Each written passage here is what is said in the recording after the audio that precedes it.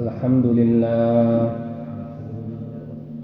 لله وكفى وسلام على عباده الذين اصطفى أما بعد فأعوذ بالله من الشيطان الرجيم بسم الله الرحمن الرحيم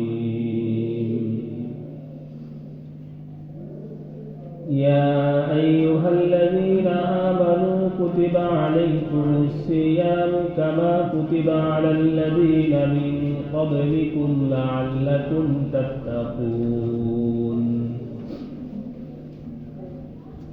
وقال الله سبحانه وتعالى شهر رمضان الذي أنزل فيه القرآن هدى للناس وبينات من الهدى والفرقان وقال النبي صلى الله عليه وسلم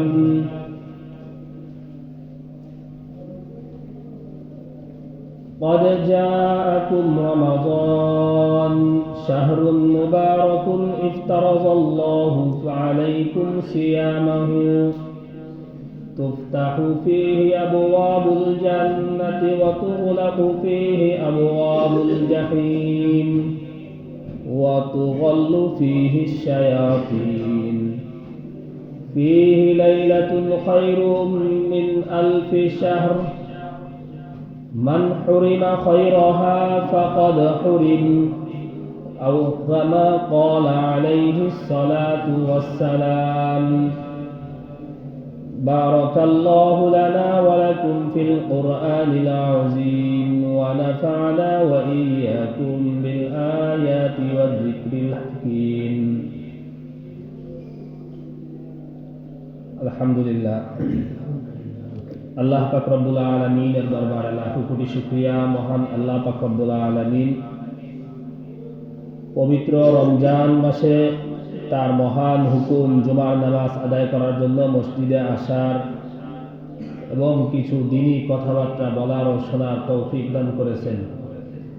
এই জন্য আমরা সকলে অন্তরের অন্তঃস্থল থেকে আল্লাহ পাক রব্বুল আলামিনের শুকরিয়া আদায় করি। আলহামদুলিল্লাহ আলহামদুলিল্লাহ। আল্লাহ পাক রব্বুল আলামিন দুনিয়া যেদিন সৃষ্টি করেছেন সেদিন থেকেই দুনিয়ায় 12টি মাস অবধারিত। ইন্না ইদ্দাতাশ শুহুরি ইনদাল্লাহি 12 শাহরান ফি কিতাবিল্লাহি ইয়াওমা খালাকাস সামাওয়াতি ওয়াল আরদ। যেদিন থেকে আল্লাহ পাক রব্বুল আলামিন দুনিয়াকে সৃষ্টি করেছেন সেদিন থেকেই দুনিয়ায় মাস সংখ্যা কতটি? 12টি। 12 দিনে এই 12 মাসে 1 বছর দুনিয়ার সৃষ্টি লগ্ন থেকে। এই 12টি মাসের মধ্য থেকে 4টি মাস হচ্ছিল গিয়া আরবাআতুল হুরুম, সম্মানিত মাস। এই 4 সম্মানিত মাস ছাড়াও আরো একটি অতি সম্মানিত মাস এমন রয়েছে যেটা এই 4 মাসের থেকেও আরো বেশি সম্মানিত। সেটা হচ্ছিল গিয়ে রমজান মাস। রমজান মাসের এত সম্মান হওয়ার কারণ কি? আমরা সকলেই দেখতে পাই বা একটু ভাবলেই যে ফলাফল পাই সেটা হচ্ছিল গিয়ে প্রত্যেকটা জিনিসের যদিও প্রাথমিক পর্যায়ে সেটা স্বল্প মূল্যের থাকে, কিন্তু কোনো দামি জিনিসের সংস্পর্শ গেলে সে জিনিসটার দাম মূল্য বেড়ে যায়। যেমন এই যে মসজিদের মধ্যে যে টাইলসগুলি লাগানো, এই টাইলসগুলি আর আমার বাড়িতে যে সিঁড়িতে যে টাইলস লাগানো আছে ওই টাইলসের মধ্যে কি একই হুকুম নাকি পার্থক্য আছে? অবশ্যই পার্থক্য আছে। মসজিদের টাইলসগুলি যদি এখান থেকে যদি খুলেও দেওয়া হয় এখন, তারপরেও এই মসজিদের টাইলসের আলাদা একটা মূল্য সম্মান আমাদের অন্তরের মধ্যে থাকবে। এই টাইলসের উপর দিয়ে যাদের মসজিদের প্রতি, দ্বীনের প্রতি, ধর্মের প্রতি বিশেষ এহতেরাম রয়েছে, এই টাইলস দিয়ে তারা কখনো হাঁটবে না। আমাদের যখন বাবুনগর মাদ্রাসায় পড়ি তখন দেখতাম পুরাতন মসজিদ যেটা, মসজিদটা ভেঙে ফেলাইছে। ভেঙে ফেলানোর পরে ওই মসজিদের পুরাতন টাইলস যেগুলি আছে ওইগুলি ক্লাসরুমের সামনে দিয়ে যে রাস্তা, ওই রাস্তায় বিছিয়ে দেওয়া হয়েছে, কাদা হয়ে যায় বৃষ্টির দিনে। এই জন্য তো কিছু কিছু হুজুরদেরকে দেখতে পারতাম যে তারা ওই টাইলস দিয়ে হাইটে যেত, আর কিছু কিছু উস্তাদদেরকে আমরা এমন দেখতে পেতাম যারা ওই টাইলস দিয়ে হাঁটতো না। যদিও রাস্তার টাইলস মাঠের ভিতর দিয়ে বিছানো, ওই টাইলস দিয়ে তারা হাঁটার সময় জুতা খুলে হাঁটতো, কারণ এই টাইলসটা এক সময় কোথায় ছিল? মসজিদে ছিল। তেমনিভাবে এই যে আমি যে কাঠটার উপরে বসা, এই কাঠ আর আমার বাড়ি পাকের ঘরের যে কাঠ, এই কাঠের মধ্যে বেশ কম আছে কিনা? অবশ্যই আছে, কারণ এই কাঠটা জায়গা পাইছে কোথায়? মসজিদের মেহরাবের মধ্যে। আর ওই কাঠ জায়গা পাইছে আমার পাকের ঘরের মধ্যে। আরো সহজে আসেন, কোরআন শরীফের রেহাল যে কাঠ দিয়ে বানানো হয়, এটাও তো সাধারণই একটা কাঠ, তাই না? কিন্তু এই কাঠটা দিয়ে যখন রেহাল বানানো হয়, তখন এই কাঠটার উপরে যদি কারো পা লাগে, তখন আমরা সেটাকে সালাম করি কি করি না? অবশ্যই করি। কিন্তু আমি যে কাঠটার উপর বসা আছি, এটাই পা লাগলে কি সালাম করি? করি না। ওটাকে সালাম করতেছি কারণ ওইটার সাথে সম্পর্ক তৈরি হয়েছে কার সাথে? কোরআনের সাথে। রেহালেরও কাঠ, এটাও কাঠ, দুই কাঠের মধ্যে পার্থক্য কি? ওই কাঠের সম্পর্ক কার সাথে? কোরআনের সাথে। কোরআনের সাথে সম্পর্ক হওয়ার কারণে কাঠের মূল্য বেড়ে গেল। কোরআনের সাথে সম্পর্ক হওয়ার কারণে মাসের মূল্য কি বাড়বে না? এই রমজান মাস এমন একটি মাস যে মাসের মধ্যে আল্লাহ পাক রব্বুল আলামিন কোরআন মাজিদকে নাযিল করেছেন। শাহরু রমাদান আল্লাযী উনজিলা ফীহিল কুরআন হুদাল লিন-নাস। রমজান মাস এমন একটি মাস যে মাসের মধ্যে আল্লাহ পাক রব্বুল আলামিন কি করছেন? কোরআনকে নাযিল করছেন। যেহেতু কোরআনকে নাযিল করছেন, আল্লাহ পাক রব্বুল আলামিন এই মাসকে সম্মানিত করে দিয়েছেন গোটা বিশ্ববাসীর জন্য। এই মাসের মধ্যে আমাদের কিছু কর্মসূচি আছে। কর্মসূচিগুলো কি?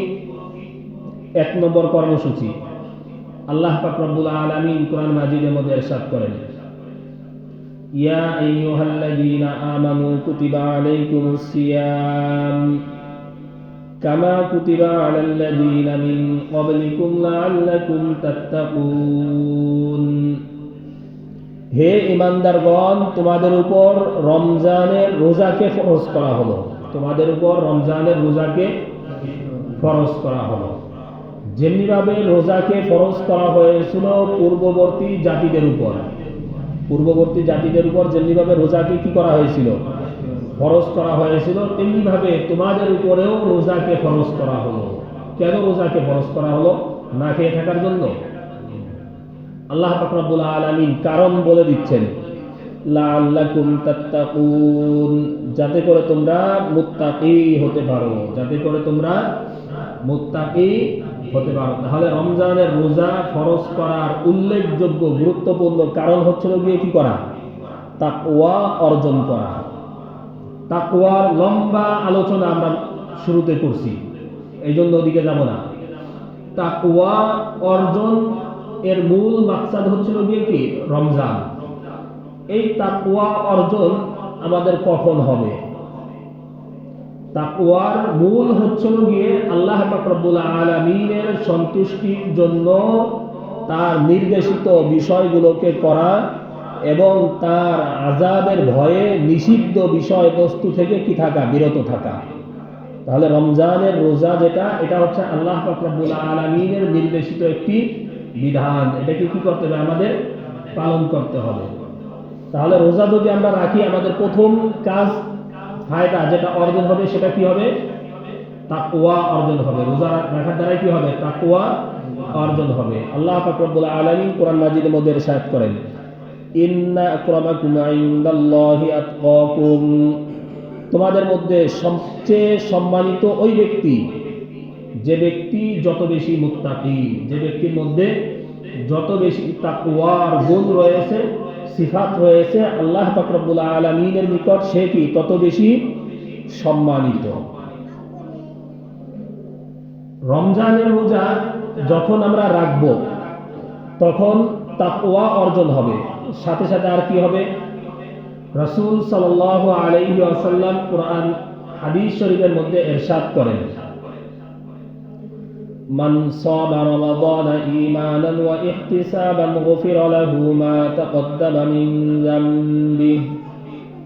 যে ব্যক্তি সওয়াবের আশায় ঈমান নিয়ে আল্লাহ পাক রব্বুল আলামিনের উপর দৃঢ় বিশ্বাস এবং ঈমান রেখে সওয়াবের আশায় যে ব্যক্তি রমজানের রোজা রাখবে, আল্লাহ পাক রব্বুল আলামিন তার পিছনের সমস্ত গুনাহগুলোকে ক্ষমা করে দিবেন। তাহলে গুনাহ নেই এমন কি কেউ আছেন যে আমার গুনাহ নেই? প্রত্যেকেরই কি আছে? গুনাহ আছে। আম্বিয়া ইকরামগণ যারা ছিলেন তারা ছিলেন মাহফুজ।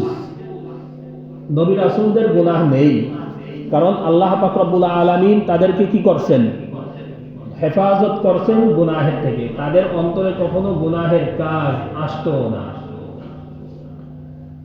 আর সাহাবা ইকরামগণ যারা রয়েছেন তারা মাহফুজ নয়, তবে তারাও মাসুম, কারণ আল্লাহ পাক রব্বুল আলামিন তাদের গুনাহগুলোকে ক্ষমা করে দিয়েছেন।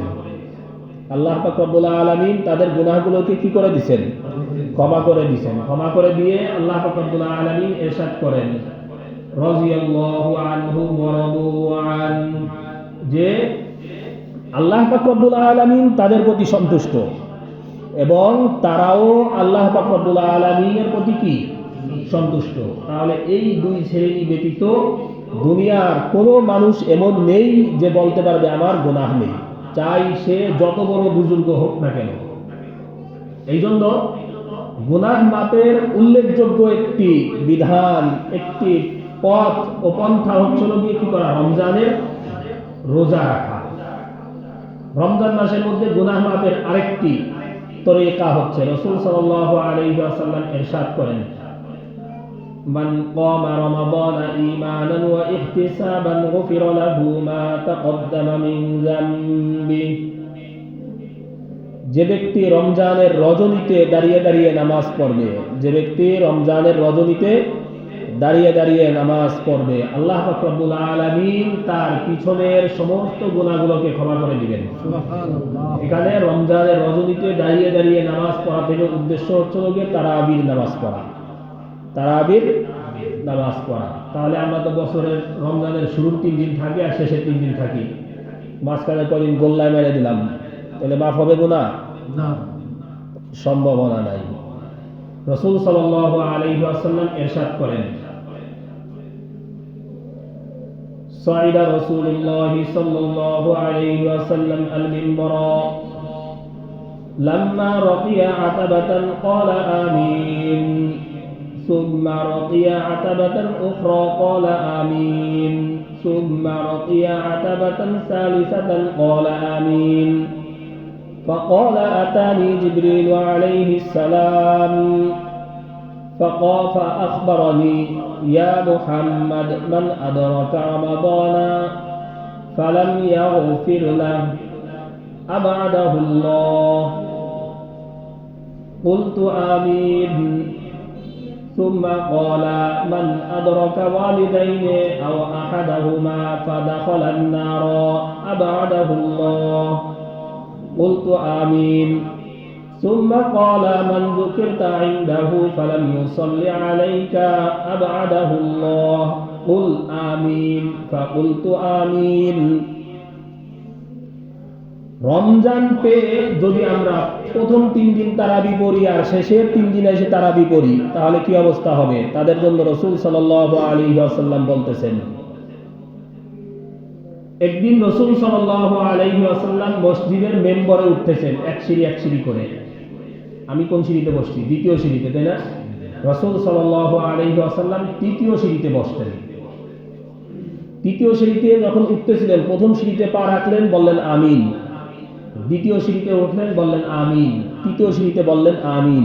এরপরে এই আমিন আমিন বলার রহস্য তিনি নিজেই উদ্ঘাটন করতেছেন, বলতেছেন যে আমার নিকট জিবরাইল আলাইহিস সালাম আসলেন এবং বললেন, হে মুহাম্মদ, যে ব্যক্তি রমজান পেল কিন্তু সে তার নিজের গুনাহকে ক্ষমা করাইতে পারল না, সে ব্যক্তি ধ্বংস হোক।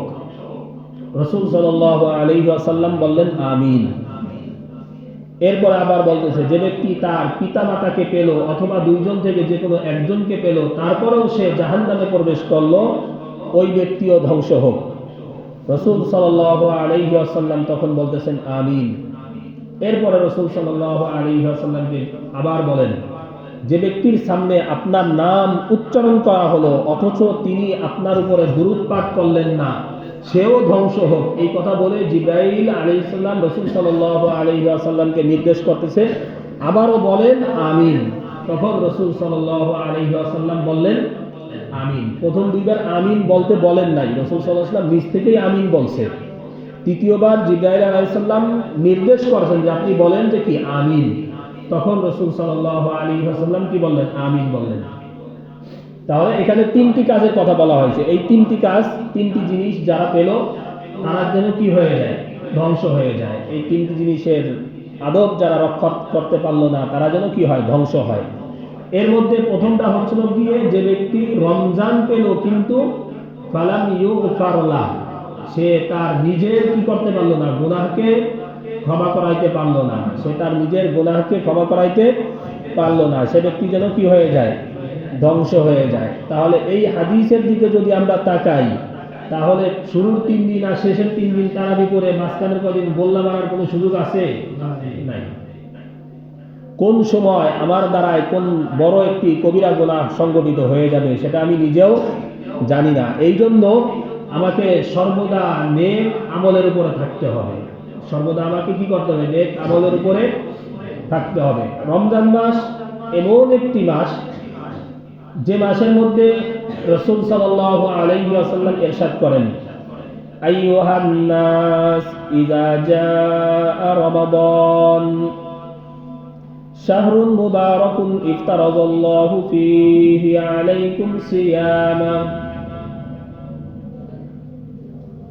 وتفتح فيه أبواب الجنة وتغلق فيه أبواب الجحيم وتغل فيه الشياطين। হে লোক সকল, তোমাদের নিকট রমজান মাস এসেছে। তোমাদের নিকট রমজান মাস এসেছে। রমজান মাস শাহরুন মুবারাকুন, একটি বরকতময় মাস। একটি বরকতময় মাস, যে মাসের মধ্যে আল্লাহ পাক রব্বুল আলামিন তোমাদের উপর রোজাকে ফরজ করেছেন। যে মাসের মধ্যে জান্নাতের প্রত্যেকটি দরজা খুলে দেওয়া হয়। যে মাসের মধ্যে জাহান্নামের প্রত্যেকটি দরজাকে বন্ধ করে দেওয়া হয়। ওয়া তুগাল্লু ফীহি শায়াতিন, যে মাসের মধ্যে শয়তানকে শৃঙ্খলাবদ্ধ করা হয়। শয়তানকে কি করা হয়? শিকলে আবদ্ধ করা হয়। এরপরে বলতেছেন, ফীহি লাইলাতুন খায়রুম মিন আলফি শাহর মান হুরিমা খায়রাহা ফাকাদ হুরিম। এই মাসের মধ্যে এমন একটি রাত রয়েছে যে রাতটি 1000 রাত্রি থেকে উত্তম। যে রাত 1000 রাত্রি থেকে উত্তম।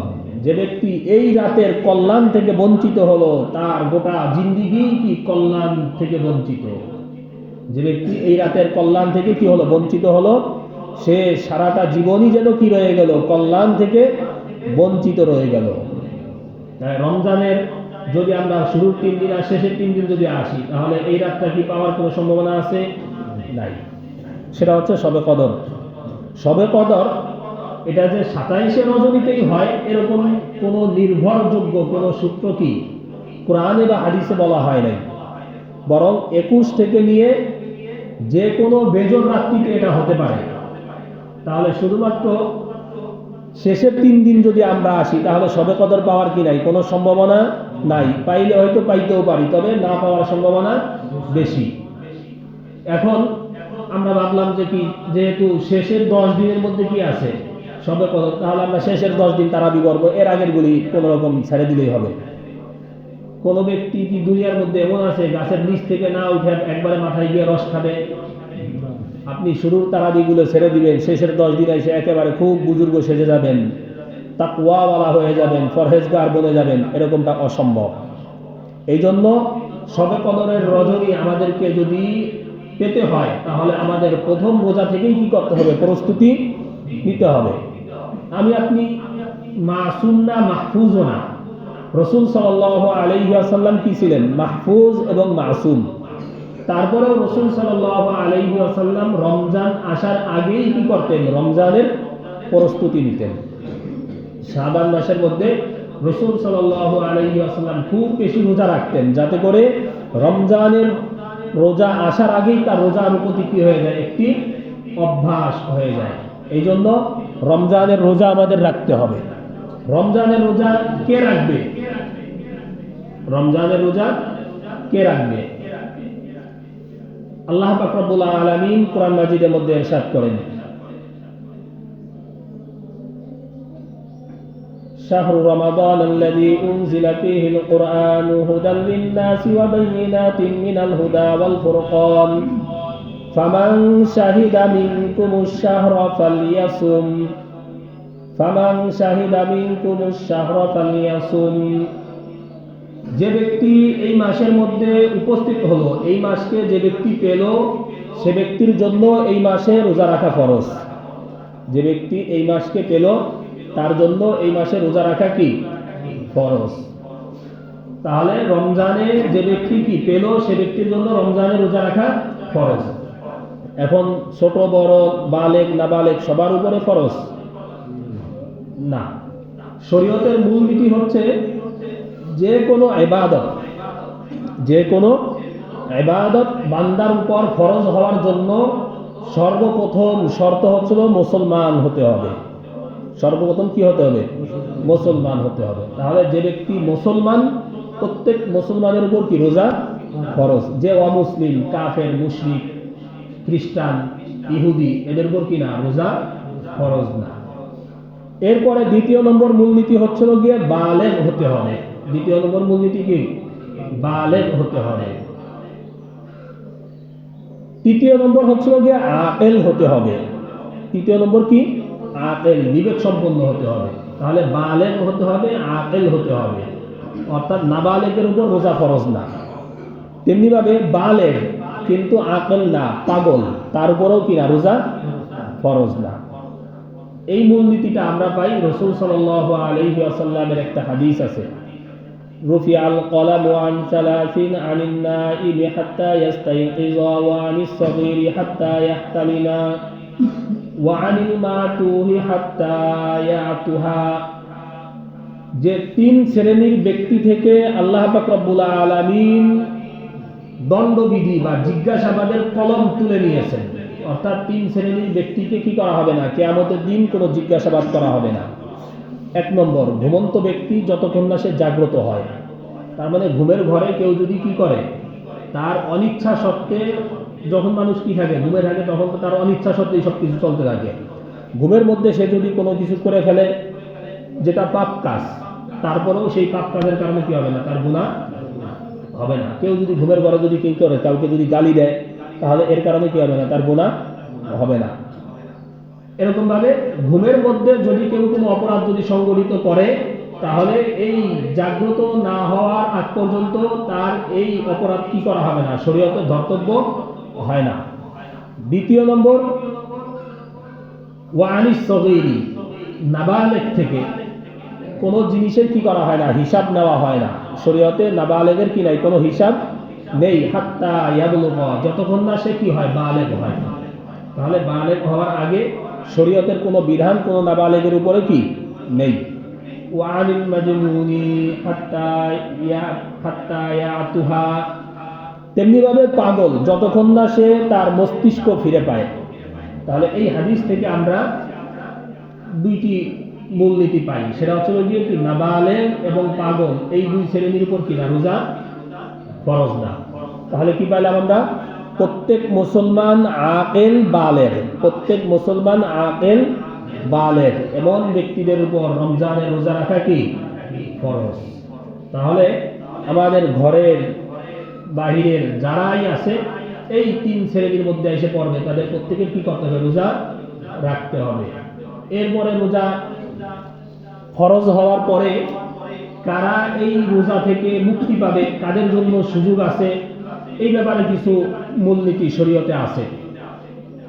সেটা হচ্ছে গিয়ে যে ব্যক্তি সফরের মধ্যে থাকে অথবা যে ব্যক্তি এমন অসুস্থ যে অসুস্থতার কারণে যদি রোজা রাখে তাহলে তার অসুস্থতা আরো বেড়ে যাবে, বা এমন অসুস্থ যে অসুস্থতার কারণে সে যদি নিয়মিত ঔষধ খেতে না পারে তাহলে নির্ভরযোগ্য মুসলিম কোনো ডাক্তারে বলছে এই ঔষধ সময় মতন সেবন না করা হলে তার জানের কি রয়েছে, খতরা রয়েছে, ভয় রয়েছে, এমন ব্যক্তি কি করতে পারবে, রোজা থাকতে পারবে। তাহলে গ্যাসের কারণে যে আমরা রোজা ছেড়ে দিই, হুজুর গ্যাস, পেট ভর্তি খালি গ্যাস, এই জন্য রোজা রাখতে পারি না, গ্যাসের কারণে মানুষ মারা যায়, এরকম আছে নাই।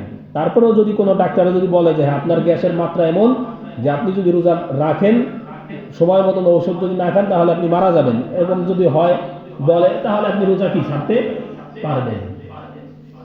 আল্লাহ পাক রব্বুল আলামিন কুরআন মাজিদের মধ্যে ইরশাদ করেন, ফামান কানা মিনকুম মারিদান আও আলা সাফারিন ফাইদ্দাতুম মিন আইয়ামিন উখর, যে ব্যক্তি সফরের মধ্যে রয়েছে অথবা যে ব্যক্তি মারাত্মক মরণ ব্যাধিতে আক্রান্ত, এই দুই শ্রেণীর ব্যক্তিরা কি করতে পারবে, রোজা না রেখেও ছেড়ে দিতে পারবে। এই দুই শ্রেণী কি করবে, পরবর্তীতে কি করবে, কাজা করে দিবে। ফাইদ্দাতুম মিন আইয়ামিন উখর, অন্য দিন তারা কি করে দিবে, কাজা করে দিবে। এখন অন্য দিন যখন আমি রমজানের পরে রোজাকে কাজা করব, কিছু মানুষ এমন আছে যাদের আর ওই সুযোগই হয় না, যারা একেবারে মরণ ব্যাধিতে আক্রান্ত আর সুস্থ হওয়ার কি নাই, সম্ভাবনা নাই, এমন ব্যক্তিদের পক্ষ থেকে ফিদিয়া আদায় করে দিতে হবে। এমন ব্যক্তিদের পক্ষ থেকে কি করতে হবে, ফিদিয়া আদায় করে দিতে হবে। আর যারা সুস্থ হওয়ার সম্ভাবনা আছে বা সফরে থেকে ফিরে বাড়িতে আসছে এমন ব্যক্তিরা কি করবে, পরবর্তীতে কাজা আদায় করে দিবে। রোজার জন্য দুইটি জিনিস অপরিহার্য, একটি হচ্ছে যে নিয়ত করা, একটি নিয়ত করা। রমজানের রোজার জন্য কি করতে হবে, নিয়ত করতে হবে। শুধুমাত্র খাইলাম আর ঘুমাইলাম আর নামাজ পড়লাম রোজা হবে না। রোজার সহি হওয়ার জন্য শর্ত কি, রমজানের রোজার নিয়ত করতে হবে। নিয়ত কখন থেকে কখন পর্যন্ত আমি করতে পারবো, আজকে তো রোজা রাখলাম, এখন আসরের সময় ইফতারের সামনে নিয়ে বসে বসে নিয়ত করতেছি, রোজা হবে, হবে না। আসরের নামাজ পড়ে নিয়ত করলাম, রোজা হবে, তাও হবে না। এই যে অনেকে নিয়ত করি নাই, এখনো হুজুরের বয়ান শুনে নিয়ত করতেছি, রোজা হবে নি, হবে না। রমজানের রোজার নিয়তের জন্য কথার কথা, আজকে শুক্রবার, শুক্রবারের রোজার নিয়তের টাইম হচ্ছে গতকাল মাগরিব থেকে নিয়ে আজকে সূর্য ঢলে যাওয়ার 1 ঘন্টা আগ পর্যন্ত। আজকে সূর্য ঢলে যাওয়ার 1 ঘন্টা আগ পর্যন্ত। আজকে জাওয়াল, সূর্য ঢলছিল কয়টায়, 12টা 10-এ, 12টা 10-এ। তাহলে এর থেকে 1 ঘন্টা আগে 11টা 10 পর্যন্ত নিয়তের কি ছিল, আজকে সুযোগ ছিল। তাহলে রমজানের রোজার নিয়তের জন্য যে সময়, এটা হচ্ছে গিয়ে কি, মাগরিব থেকে নিয়ে পরের দিন কি পর্যন্ত, সূর্য ঢলার 1 ঘন্টা আগ পর্যন্ত। এই সময়ের মধ্যে কি করতে হবে, আমাদের নিয়ত করতে হবে, এটা ফরজ। আর একটা ফরজ, সেটা হচ্ছে গিয়ে মহিলাদের জন্য, সেটা যে তারা তাদের হায়েজ নেফাস থেকে কি হতে হবে, পবিত্র হতে হবে। তাহলে পুরুষদের জন্য একটা, সেটা হচ্ছে গিয়ে কি করা, নিয়ত করা, সঠিক সময়ে কি করা, নিয়ত করা। এই রমজানের রোজার কাজা যখন আমরা পরবর্তীতে আদায় করব, তখন আমরা নিয়ত কিভাবে করব, তখন নিয়ত কিভাবে করব, তখন নিয়তের মাসালা হচ্ছে যে মাগরিব থেকে নিয়ে সুবহ সাদিকের আগ পর্যন্ত, মাগরিব থেকে নিয়ে সুবহ সাদিকের আগ পর্যন্ত কি করতে হবে, নিয়ত করতে হবে। তখনও যদি আমি এই যে সূর্য ঢলে যাওয়ার 1 ঘন্টা আগ পর্যন্ত ধরে বসে থাকি, রোজা হবে না। এই জন্য দুইটা পার্থক্য আছে, দুইটার উসুলও ভিন্ন, মূলনীতিও ভিন্ন। এই জন্য এতটুকু বললাম যে রমজানের মাসে যখন রমজানের রোজা রাখবো, তখন এটার নিয়তের টাইম হচ্ছে কখন, মাগরিব থেকে নিয়ে পরের দিন সূর্য ঢলে যাওয়ার 1 ঘন্টা আগ পর্যন্ত। কিন্তু রমজানে যারা রোজা রাখতে পারি নাই, পরবর্তীতে যদি এই রোজার কাজা করি বা কাফারা আদায় করি, তখন এই রোজার কাজা বা কাফারার জন্য সময় হচ্ছিল গিয়ে কখন, মাগরিব থেকে নিয়ে সুবহ সাদিকের আগ মুহূর্ত পর্যন্ত। অনেকে আছেন রমজানে রোজা রেখে সেহরি খেয়ে মুখের মধ্যে পান নিয়ে ঘুমায় যান। দুই একটা মাসালা বলবো, মুখের মধ্যে পান নিয়ে ঘুমায় যান। পান থাকা অবস্থায় কেউ যদি ঘুমায় যায় আর ঘুম থেকে উঠে দেখে যে সেহরির টাইম শেষ, তার রোজা হবে না, তার রোজা হবে না। রোজা বলা হয় হলো গিয়ে আল ইমসাকু আনিল মুফাত্তিরাতি সালাসা মিন সুবহিস সাদিকি ইলা গুরুবিশ শামস, যে তিনটি বস্তু থেকে সুবহ সাদিক থেকে নিয়ে সূর্য ডোবা পর্যন্ত তিনটি কাজ থেকে বিরত থাকাকে বলা হয় রোজা। তিনটি কাজ থেকে বিরত থাকাকে বলা হয় রোজা। খানা, পান করা, স্ত্রীর সাথে মেলামেশা করা। এখন মুখের মধ্যে আমি যে পান নিয়ে ঘুমাইলাম, এই পানের রস পেটের ভিতরে যাওয়ার সম্ভাবনা আছে কি নাই? আছে। এই জন্য রোজা কি হয়ে যাবে? ভেঙে যাবে। এই জন্য সেহরি যারা খাই, সাহরি খেয়ে মুখের মধ্যে পান নিয়ে শুইতে যাব না। পান খাবো, কিন্তু সাহারির টাইম শেষ হওয়ার আগেই কি করব? আমি পান ফেলে কুলি করে নিব। আরেকটা হচ্ছিল গিয়ে রমজানে রোজা থাকা অবস্থায় বিভিন্ন প্রকারের ইনজেকশন, টিকা, এইগুলি দেওয়া যাবে কি যাবে না? এইগুলো দেওয়া যাবে। এইগুলো কি দেওয়া যাবে? কারণ যে ইনজেকশন, টিকা যেগুলি দেওয়া হয়, নির্ভরযোগ্য সূত্রে এই ঔষধটা পেটের ভিতরে যায় না। এই ঔষধটা কি করে না? পেটের ভিতরে যায় না। এটা গোস্তে বা শিরার মধ্যে থাকে। যেহেতু পেটের মধ্যে যায় না, এই জন্য এর কারণে কি হবে না? রোজা নষ্ট হবে না। রোজা থেকে চোখে কিংবা কানে যে কোনো প্রকারের ঔষধ বা ড্রপ ব্যবহার করা যাবে। কারণ চোখের সাথে, যদিও চোখে ওষুধ ব্যবহার করলে গলার মধ্যে এর তিক্ততা হালকা যায়, তবে নির্ভরযোগ্য সূত্রে এটা পেট পর্যন্ত কি করে না? পৌঁছায় না। এই জন্য চোখে ঔষধ ব্যবহার করলে কি করবে না? পেট পর্যন্ত যেহেতু যায় না, রোজা ভাঙবে না। কানের মধ্যে যদি ঔষধ ব্যবহার করা হয় তাহলেও কি করে না? রোজা ভাঙবে না। তবে নাকে যদি ঔষধ ব্যবহার করা হয় তাহলে রোজা কি ভেঙে যায়। এরপরে আরেকটা, অনেকের গ্যাসের সমস্যা থাকে, ওই মুখে কি করে? একটা স্প্রে ব্যবহার করে। এই স্প্রেটার কারণে যে ঔষধগুলো মুখের মধ্যে যায়, এটাকে আমরা কি করি না? বাহিরে সাধারণত ফেলাই না। অনেকে পেটের ভিতরে নিয়ে নেয়, অনেকে ফেলাই দেয়। পেটের ভিতরে নিয়ে নেওয়া বা ফেলাই দেওয়া উভয় ক্ষেত্রেই সতর্কতা হচ্ছিল গিয়ে এই রোজার পরবর্তীতে কি করে দেওয়া? কাজা করে দেওয়া। এই রোজার পরবর্তীতে কি করে দেওয়া? একটি কাজা করে দেওয়া। এটাই হচ্ছিল গিয়ে কি? সতর্কতা। এরকম রমজানের আরো অনেক মাসালা আছে যেগুলো আমাদের প্রত্যেকের জানা থাকা কি দরকার। জুমার মধ্যে সমস্ত মাসালা আলোচনা করার সময়ও থাকে না, সুযোগও থাকে না। আমরা যদি প্রত্যেকদিন এশার সময় যদি একটু তাড়াতাড়ি আসি, তাহলে অল্প অল্প করে সেখানে আলোচনা করা হয়, শুনতে পারবো, জানতে পারবো। সেই অনুযায়ী আমরা কি করতে পারবো? আমলগুলো করতে পারবো। আল্লাহ পাক রব্বুল আলামিন আমাদের প্রত্যেককে রমজানের আদব রক্ষা করে সহিহ শুদ্ধভাবে রমজানের রোজাগুলোকে আদায় করার তৌফিক দান করুন। ওয়া আখিরু দাওয়ানা আলহামদুলিল্লাহি রাব্বিল আলামিন।